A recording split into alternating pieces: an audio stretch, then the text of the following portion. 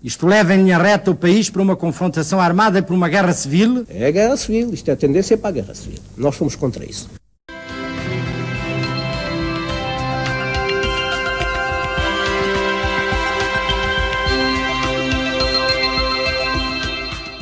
Boa noite, bem-vindos ao País em Memória. Para esta emissão, escolhemos um momento que foi dos maiores picos de audiências na história da televisão portuguesa. Nas décadas seguintes, a RTP e as estações, entretanto surgidas, dificilmente terão voltado a somar tantos telespectadores ao mesmo tempo. Durante 3 horas, milhões de pessoas ficaram coladas ao pequeno ecrã, seguindo a polémica entre 2 homens que encabeçavam campos opostos e pareciam a um passo do confronto militar. Guerra Civil, a expressão que acabamos de ouvir, utilizada por Mário Soares e por Álvaro Cunhal, não era um exagero alarmista. A iminência de uma possível guerra civil pairava no ambiente. Mas comecemos por recuar um pouco para ouvir o que os 2 dirigentes diziam antes de chegarem a este ponto. No 1º de maio de 1974, o discurso de Mário Soares é ainda de euforia unitária. Álvaro Cunhal é o líder de um partido que foi, incontestavelmente, o partido que teve mais vítimas do fascismo.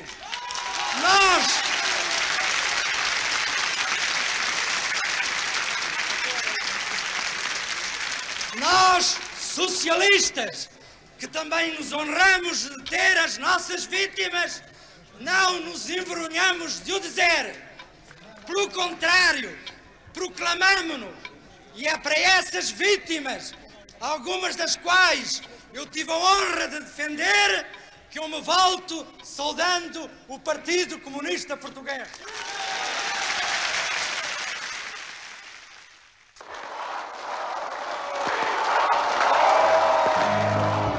Nos meses seguintes, as tensões acentuam-se. A manifestação da maioria silenciosa para preparar o golpe de Estado de 28 de setembro, a mobilização popular triunfa e Spínola demite-se.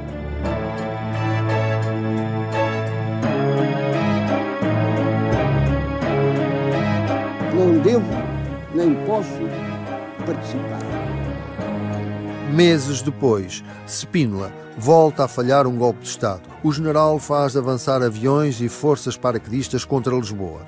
As tropas sitiadas defendem-se. As tropas atacantes são rodeadas pela população e apercebem-se do logro em que caíram. Spínola foge para a Espanha. Socialistas e comunistas ainda festejam juntos a vitória, mas aproximam-se as eleições para a Assembleia Constituinte e o espaço político é disputado palmo a palmo.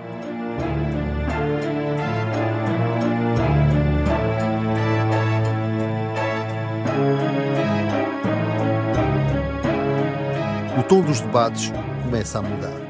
Entendemos que a social-democracia não tem aplicabilidade num país com as características de subdesenvolvimento como o nosso. Nós queremos efetivamente o socialismo, mas queremos que esse socialismo não só não copie modelos alheios e seja um socialismo português e original, como seja um socialismo respeitador das liberdades públicas, seja um socialismo contrário à ditadura. A nossa campanha foi feita socialismo sim, ditadura não, e seja um socialismo que respeite o pluralismo de partidos. Claro que a esta mesa fala-se muito do respeito das liberdades, fala-se muito de socialismo. Os nossos camaradas comunistas suspeitam-nos um pouco de querermos ou não realizar esse socialismo. Nós suspeitamos os nossos camaradas comunistas de respeitarem as liberdades. Isso é um velho contencioso. Penso que as coisas podem evoluir e talvez a força dos factos nos faça pensar que é necessário encontrar uma síntese. E essa síntese é aquela que preconiza, a meu ver, o movimento das Forças Armadas, mais uma vez, quando propõe um projeto político para o país que é de socialismo em liberdade. E é preciso dizer que não se trata não somente de copiar nenhuma experiência alheia, como não houve nenhum socialismo até hoje realizado no mundo com estas características. Porque há quem diga que não sabe o que é o socialismo em liberdade. E eu, para vos responder francamente, dir-vos-ei que não sei o que é o socialismo sem liberdade. Porque para mim o socialismo sem liberdade não é socialismo, é um capitalismo de Estado, de fachada socialista. Se nós falamos em não queremos uma ditadura, nós estamos de acordo em não querer uma ditadura. Agora, temos que ver qual é o perigo de ditadura que existe no nosso país. E o perigo de ditadura que existe no nosso país, não entender que o Partido Comunista é o perigo de uma ditadura da direita, de uma ditadura reacionária. É daí que vem o perigo e que tem mostrado várias vezes, desde 25 de Abril, que tem se aproximado o momento de um salto das forças da contra-revolução, da direita, portanto fascistas e fascisantes, para cortarem passo ao processo revolucionário. Portanto, quando se fala de ditadura, eu vejo aquela ditadura que podia ter sido instalada, enfim, quando o professor Paulo Macaro tentou o seu golpe constitucional, aquela que podia ter sido instalada quando, na grande operação da maioria silenciosa, se chegou ao dia 27, enfim, de setembro, e o general Spínola, muito abertamente, enfim, depois pôs o seu projeto de instauração do Estado de Sítio e era a liquidação das liberdades, ou no dia 11 de março, em que já não houve nem preconceitos constitucionais, nem houve manobras políticas envolventes, mas foi direito, enfim, a pegar nas armas e atacar, enfim, unidades militares. Aí, enfim, daí o perigo, enfim, para as liberdades em Portugal, uma ditadura da direita reacionária. Até hoje, de nenhuma forma se concretizou qualquer perigo de uma chamada ditadura de esquerda em que tanto se falou. Portanto, a nosso ver, a campanha pelas liberdades, a luta pelas liberdades e contra a ditadura, ainda hoje, atual, e que continuará certamente a existir durante algum tempo, é na luta contra esse perigo real, porque continua a existir esse perigo, apesar de a reação ter sido, enfim, ter sido contida em momentos decisivos, desde 25 de abril. Continua a existir esse perigo, enfim, de um golpe da direita, de uma ação da reação, da contra-revolução, para pôr obstáculo, pôr fim a esse processo em que todos dizemos estar empenhados, a democracia e o socialismo no nosso país. Portanto, a interpretação não queremos ditadura poderá tornar-se completamente clara e poderá tornar-se completamente, enfim, uma forma de expressão comum de todos os partidos da coligação, na medida em que significa isto, que significa a luta comum contra o perigo real da contra-revolução da direita reacionária para cortar o passo, enfim, ao processo revolucionário. O verão de 1975 é o verão quente. Em várias localidades, e principalmente no norte do país, desencadeia-se uma vaga de assaltos às sedes dos partidos de esquerda. A direita e a extrema-direita estão na primeira linha das ações de vandalismo. O PS tem como alvo principal o 5º governo provisório, apoiado pelos comunistas, e encabeça, na Fonte Luminosa, uma grande manifestação anticomunista.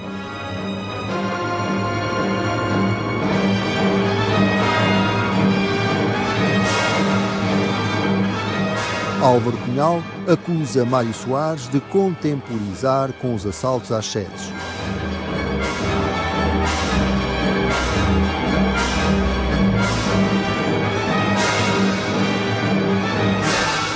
Quando a RTP transmite o principal debate da Revolução, o ambiente já azedou irremediavelmente. Porquê é que o Partido Comunista suscitou, pela sua ação própria, pela sua ação durante estes meses, essa vaga de fundo do povo português contra a política do Partido Comunista? Confundir a ação da contra-revolução com a vaga de fundo do povo. Isso precisamente, quer dizer, num partido socialista, um partido democrático, um partido que se diz antifascista, confundir os bandos do ELP, os bandos contra-revolucionários com a vaga de fundo do povo, para chamar vaga de fundo, aos incêndios contra os centros de trabalho, praticados, enfim, por contra-revolucionários. Não vaga de fundo aos incêndios. Chamou vaga que é uma vaga de fundo contra o Partido Comunista. Que provocou, e que em certa medida explica. Há evidentemente gente que está organizada, que poderá ter feito esses atos. Alguém fez, aquilo não caiu do ar. E que naturalmente serão fascistas. Um dia poderemos explicar como é que isso foi e encontrar a mão daqueles... Há muitos deles estão localizados, porque é que não são presos? Bem, mas eles foram, estão fotografados, sabes quem são. Mas o que houve foi da parte da população... A tal vaga de fundo. A vaga de fundo foi a população ficar, em vez de vir, como nós queríamos, nós socialistas, vir defender, porque nós somos contra esses atos e denunciámos-los. Somos contra esse mas não se viu um socialista solidário. Não se viu. Viu-se num caso, em dois casos. Em dois casos. Nunca encontrou socialistas nessas manifestações e muitas vezes, se não houve mais, creia que foi pela ação do Partido Socialista.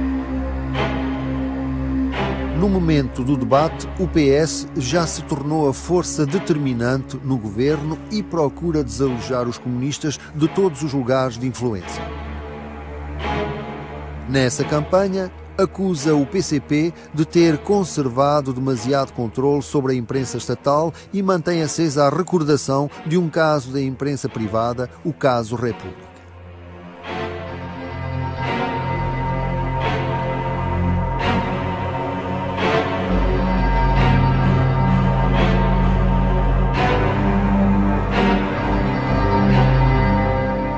Sempre que o Partido Comunista teve a possibilidade de se infiltrar de uma maneira ou de outra dentro de órgãos de comunicação social, isso é uma coisa que o povo português sabe que eu estou a falar a verdade e não nega, não pode negar,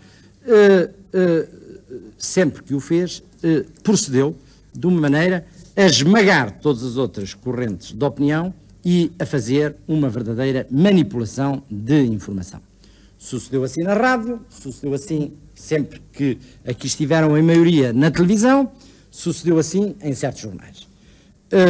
Dou o exemplo do Diário de Notícias, o Século serve-nos também de exemplo para mostrar, houve um membro do Conselho da Revolução que falou no Izvestia e no Pravda a respeito do Diário de Notícias e do Século.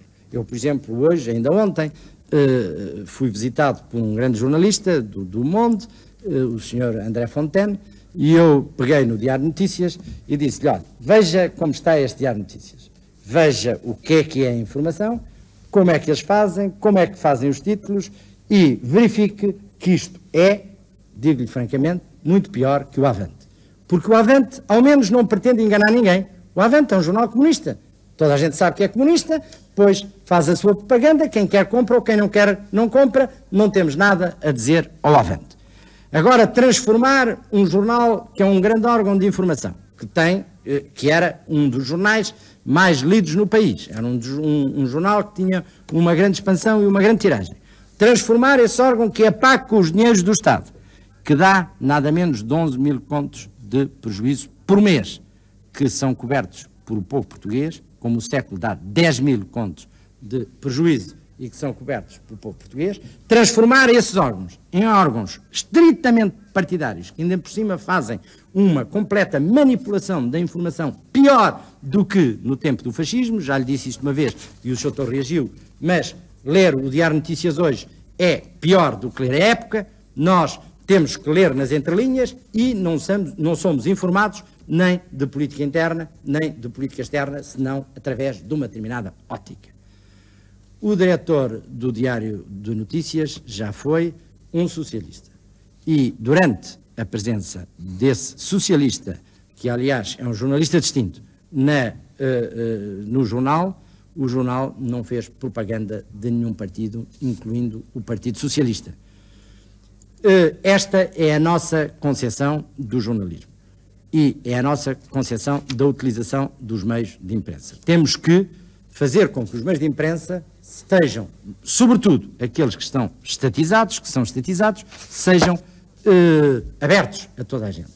Ora, verifica-se que, através da utilização dos meios de imprensa, tem-se feito uma verdadeira agressão contra a sensibilidade do povo português. Na rádio, na imprensa, na televisão. E não se respeitam as crenças do povo português, é o caso, por exemplo, da Rádio Renascença.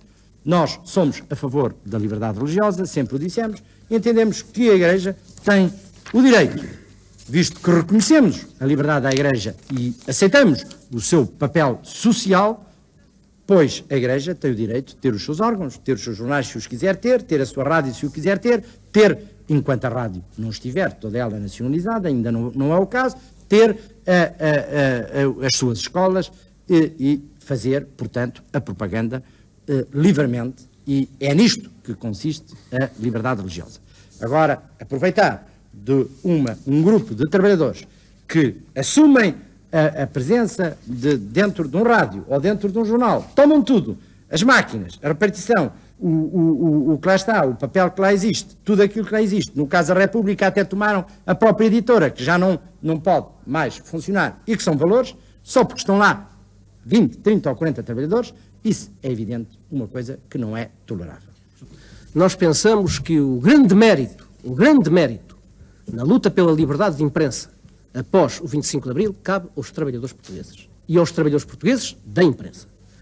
Quer dizer, são os trabalhadores, fundamentalmente os jornalistas, os gráficos, todos os trabalhadores das empresas que estavam nas mãos dos bancos, como todos sabemos, é fundamentalmente à luta desses trabalhadores que se deve a libertação dos órgãos da imprensa do domínio dos grandes monopólios que eram os proprietários dos grandes meios de informação. Que este processo não foi um processo legislado, não foi.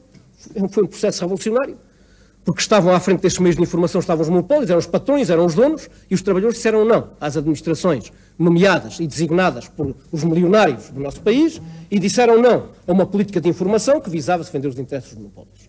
Nós pensamos que os trabalhadores portugueses, e particularmente os trabalhadores da imprensa, são credores do reconhecimento de todos os democratas portugueses pela luta corajosa que travaram para libertar os grandes órgãos da informação do domínio dos monopólios capitalistas. Este é um primeiro facto que devemos ter em conta para depois podermos também apreciar a dinâmica que se introduziu nessa luta e a continuidade dessa dinâmica na medida em que não foi ainda institucionalizado um regime, nem temos ainda um regime político. Nós não temos ainda. Está por fazer a Constituição, não sabemos ainda bem como será esse regime, temos uma situação democrática. Uma situação democrática instável, em evolução, que se vai formando no próprio processo, mas não temos ainda um regime, enfim, depois definido, com os limites já formalizados. Temos toda uma dinâmica que continua, uma dinâmica revolucionária, e mal daqueles que fecham os olhos, que fazem um pouco como avestruz, para não verem um processo que lhes desagrada, que é as massas em luta, que é os trabalhadores e todos os revolucionários que procuram, dentro de um processo como é o nosso, depois transformar aquele mundo velho em que vivíamos num mundo novo e mais esperançoso para as classes trabalhadoras. Dentro, naturalmente, da situação que se criou, houve muito processo que pode considerar-se mais ou menos regular, mais ou menos vantajoso neste ou naquele aspecto, mas essa luta geral dos trabalhadores, dos meios de informação e particularmente da imprensa, pela liberdade da imprensa, para retirar a imprensa ao controle dos monopólios capitalistas, é uma luta corajosa a quem deve muito a democracia nova que vivemos no nosso país. Naturalmente que, quando se diz, nós conhecemos toda a campanha que se fez em torno do caso República. Conhecemos-la, o dossiê é assim, é muitíssimo volumoso, e o Partido Comunista foi acusado, enfim, em todos os tons, em todas as notas, de todas as formas, de ser o responsável do caso República.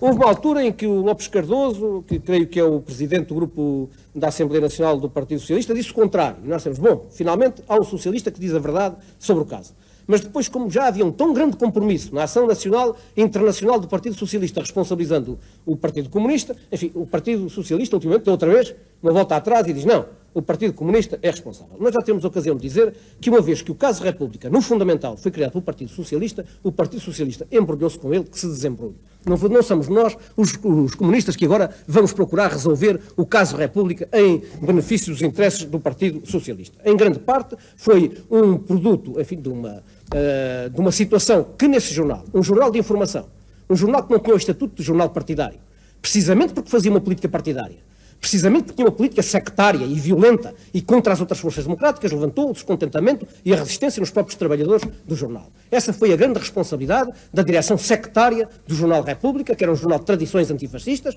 e mais, e que nos últimos tempos do antifascismo tinha uma tendência unitária. Mas desde o momento em que a República passou a guerrear as outras forças democráticas, passou a fazer uma campanha anticomunista em grande. Houve, na verdade, certas resistências dentro do jornal que levou a esse conflito entre a administração e os trabalhadores e depois a um processo que se repetiu na República e podia, enfim, seria até desejável que não se tivesse repetido o que se tinha repetido nos grandes órgãos de informação. O mesmo processo, enfim, saneamento da administração, enfim, tomada de direção pelos próprios trabalhadores no meio de informação.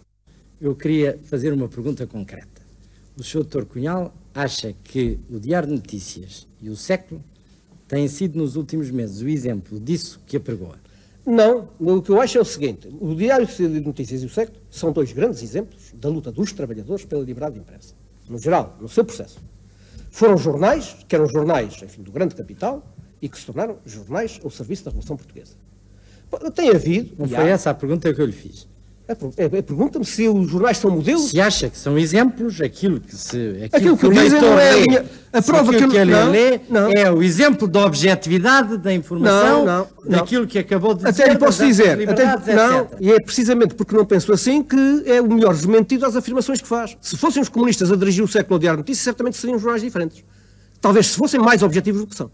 Isto é para lhe dizer que a própria... então que eles não são objetivos. Sim, como nenhum jornal de informação hoje é objetivo. Não há nenhum jogo sempre das teses comunistas. Que não é das teses comunistas. Fazem o jogo das teses da esquerda. Do Partido Comunista e do Partido Comunista. Não, da esquerda, que é diferente. Quer dizer, não são nada simpatizantes com o Partido Socialista. Isso não são. O Partido Socialista tem feito tal guerra que seria... Nem do Partido Socialista, nem do Partido Popular Democrático, nem de ninguém que queira a liberdade. É evidente. É evidente, portanto, são órgãos estatizados que representam 15% do povo português. Não, é que se não são, de facto, partidários do Partido Socialista, bem ver, se são democráticos, o PPD, então, é completamente posto de lado. Não é? Bem, sim, isso é evidente, é evidente. É a sua ideia, Sr. Doutor, é que o Sr. Doutor teima em querer governar com uma minoria. Não é isso. Em querer fazer a revolução com uma minoria. Não, o que eu teimo é em querer fazer uma revolução com revolucionários. É querer fazer democracia com democratas. Mas com o apoio majoritário do povo português. Não, um apoio majoritário com o povo português não é uma revolução, é uma contra-revolução. Um apoio majoritário que não seja a falsificação de eleições em situações antidemocráticas, que não seja em muitos sítios as urnas em que os caciques locais metem os votos que querem, em que não haja a coação material, económica, moral e religiosa sobre populações que não são informadas, onde vão votar contra os comunistas, porque os comunistas matam os velhos com um tiro de trás da orelha, porque arrancam as casas, arrancam as terras, é isso que dizem PPDs, é isso que dizem até socialistas em alguns locais. É evidente que não é isto, não é assim eu estou que o povo pode que não seja isso. Eu estou de acordo em que os comunistas tenham o dever e a possibilidade de fazerem a sua propaganda.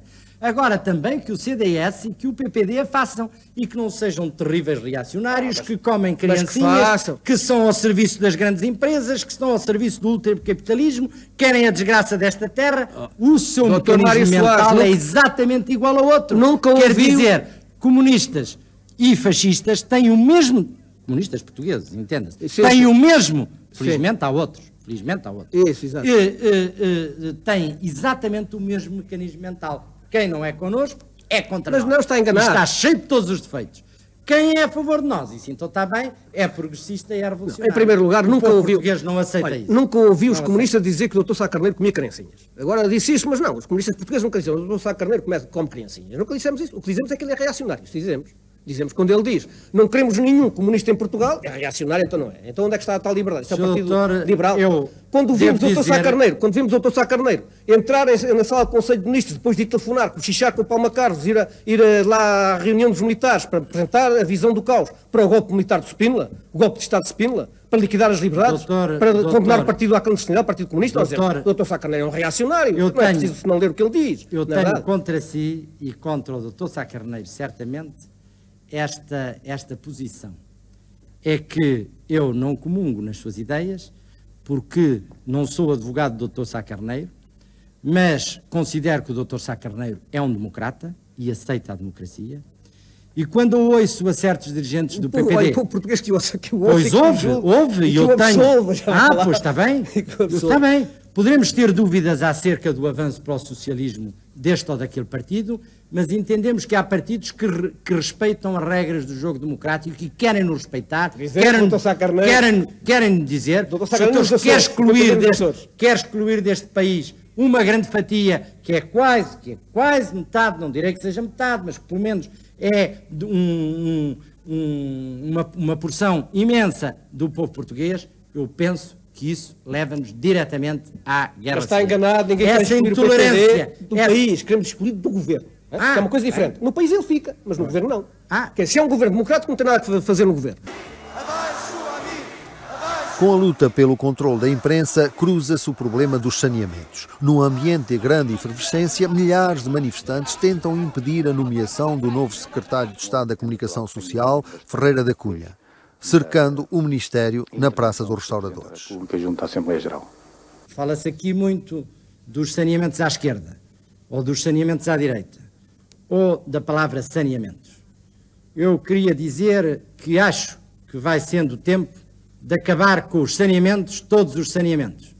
A nossa revolução vai já em quase 20 meses, é tempo de ser institucionalizada e acabar com os saneamentos.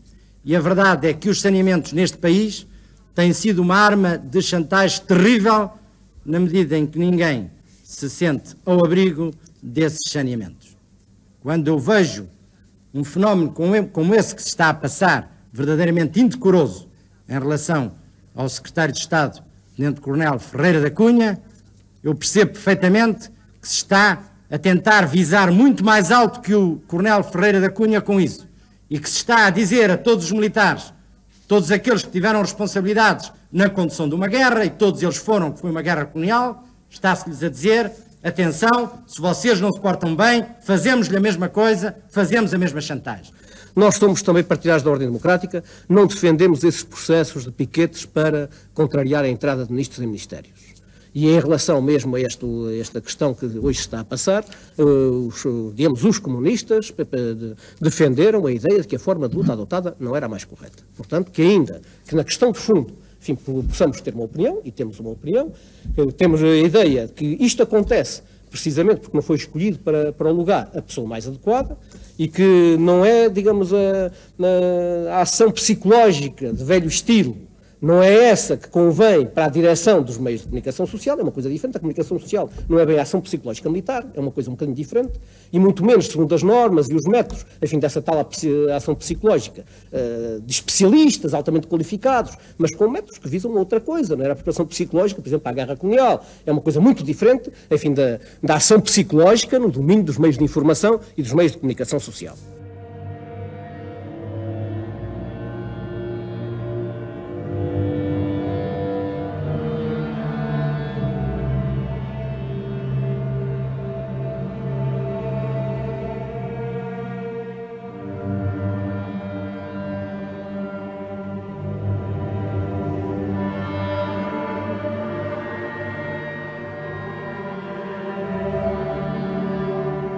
No campo, a herança de atraso e exploração é especialmente pesada e, face às reivindicações salariais, os agrários contratam cada vez menos pessoas.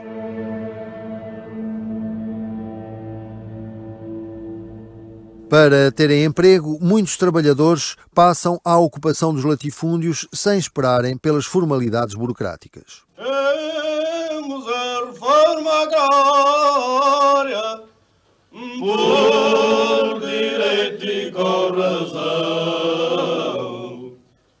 A terra quem a trabalha, a terra quem a trabalha, a terra é que dá o pão. Temos a reforma agrária por direito e com razão. A terra quem a trabalha, a terra quem a trabalha, a terra é que dá o pão. Todos os partidos se dizem a favor da reforma agrária, mas, quando passam à discussão concreta do que fazer com a terra, as divergências emergem com grande vigor. Se há aspecto positivo da nossa revolução, se há lado construtivo já do nosso povo na via do socialismo, é o que estão a fazer os trabalhadores alentejanos. Que os trabalhadores alentejanos não têm experiência, não têm. Que os trabalhadores alentejanos cometem erros, certamente os cometem. Mas não sei se os dirigentes socialistas visitam aquilo que se chamam cooperativas. Elas não são cooperativas, mas são novas herdades. É muitas novas cooperativas socialistas. Chamam-se cooperativas, mas na verdade não são cooperativas. A orgânica não é bem de uma cooperativa, é mais de herdade popular ou mesmo de herdade do Estado. Tivemos toda uma obra criadora e de transformação para o aumento da produção, e disse que estão a desorganizar a produção agrícola. Estão a desorganizar a produção latifundiária, a produção ou a exploração agrícola das grandes superfícies abandonadas, da produção que era a produção da cortiça, que era a produção, enfim, que não exigia despesa do agricultor, nem do proprietário, nem do capitalista, que colhia os 1.000 ou 2.000 ou 5.000 ou 10.000 contos num ano, sem ter, enfim, um dedo que tivesse que levantar para que qualquer trabalho fosse realizado, e muito menos, naturalmente, tivesse qualquer caldo nas mãos, porque na sua maioria era gente que vivia nas cidades, enfim, da exploração dos trabalhadores do campo. Se em relação à reforma agrária, com as suas dificuldades, sem dúvida, com os seus erros, sem dúvida, mas que é o aspecto mais positivo, mais construtivo, mais revolucionário para transformar a nossa economia, que é o que se está a passar no Alentejo, e quando se diz os pequenos proprietários ou os pequenos agricultores estão a ser prejudicados. Naturalmente que há uma grande campanha para envenenar as relações entre os pequenos agricultores e os proletários rurais. Mas os pequenos agricultores, pequenos rendeiros, pequenos proprietários estão a ser atraídos também a esta obra de construção nova, da nova agricultura, uma agricultura ao serviço do nosso povo e do nosso país. E creio que ninguém pode, enfim, pôr, não só em causa, mas pode sequer hoje poder competir com o espírito de sacrifício, com o trabalho criador dos trabalhadores alentejanos na transformação dessa agricultura atrasada, rudimentar, de miséria, de desemprego, numa nova agricultura, que em algumas regiões, pela mão de trabalhadores que não têm especialização agrícola, que não têm uma alta cultura, entretanto já resolveram problemas como o desemprego, que em alguns concelhos desapareceu, como o aumento da produção, que em algumas regiões já aumentou consideravelmente, como a produção notável, podemos dizer, tanto de cereais, como de produtos hortícolas, como ainda processos de integração vertical, do início dos combinados agroindustriais. E, portanto, toda uma obra criadora do povo alentejano, que, na verdade, é preciso estar muito longe dos ideais do socialismo, qualquer que seja, enfim, a forma como se entende o socialismo, mas desde que se entenda por socialismo a libertação da exploração parasitária e a obra criadora de construção de um povo, é preciso estar muito longe para não se apreciar tudo quanto têm feito e estão fazendo os trabalhadores alentejanos na reforma agrária. Eu gostaria de acompanhar o Sr.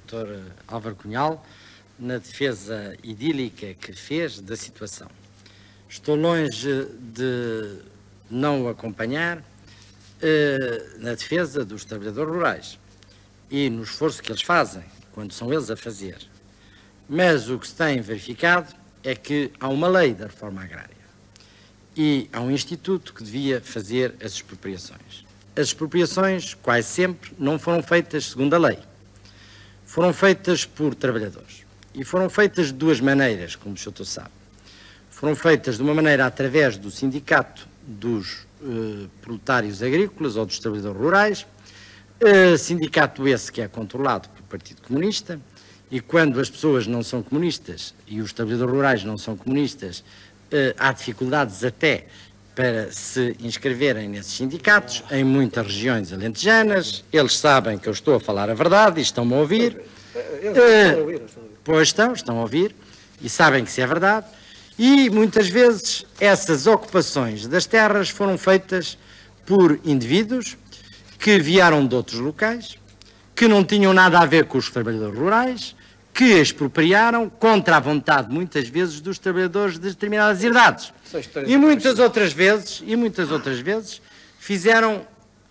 usaram outros processos, constrangiram os próprios trabalhadores a fazer a ocupação, ameaçando-os se não fizessem essa ocupação, e criaram, portanto, problemas muito sérios. Há alguns sítios onde as coisas correm razoavelmente, excelente, mas há outros sítios onde se ocuparam terras, se venderam os gados de qualquer maneira, muitas vezes se venderam as alfaias agrícolas, não se fizeram as sementeiras no tempo devido, criaram-se situações difíceis, porque muitas dessas terras tinham feito, os proprietários antigos tinham feito investimentos, naturalmente que aqueles que as ocuparam não se interessam com esses investimentos, os antigos donos não podem pagar e responsabilizar-se por aquelas letras que tinham feito junto dos bancos, portanto, todo esse problema vai-se repercutir no setor bancário e assim nós vamos, porventura, assistir a esta situação, é que o produto agrícola anual era muito baixo em Portugal, a taxa de elevação era diminuta, como o Sr. sabe, no tempo do fascismo, e eu temo que não vá aumentar este ano. E, pelo contrário, até vá diminuir. Não,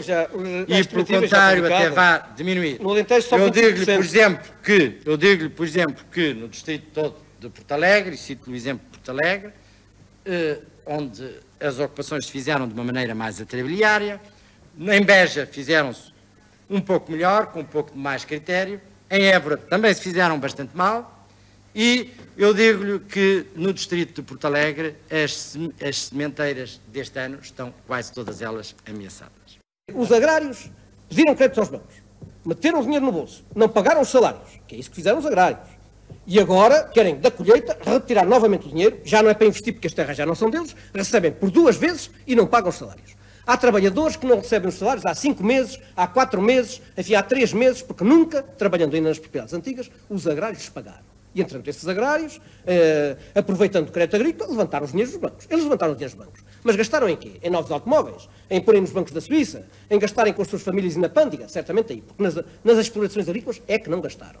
E esses homens que tiraram o dinheiro dos bancos querem agora vender a colheita, não já para investirem novamente, mas, enfim, para novamente meterem ao bolso, pois, na verdade, pensamos que é muito justo que os trabalhadores, a quem não eram pagos salários, que não recebiam créditos financeiros, que procurem, na verdade, resolver os seus problemas e, em muito caso, os tenham resolvido. Vamos agora para um breve intervalo e voltaremos depois para assistir aos argumentos que os 2 dirigentes políticos esgrimiram em torno do 6º Governo Provisório e do alinhamento político dos militares. São temas prometedores, fique connosco.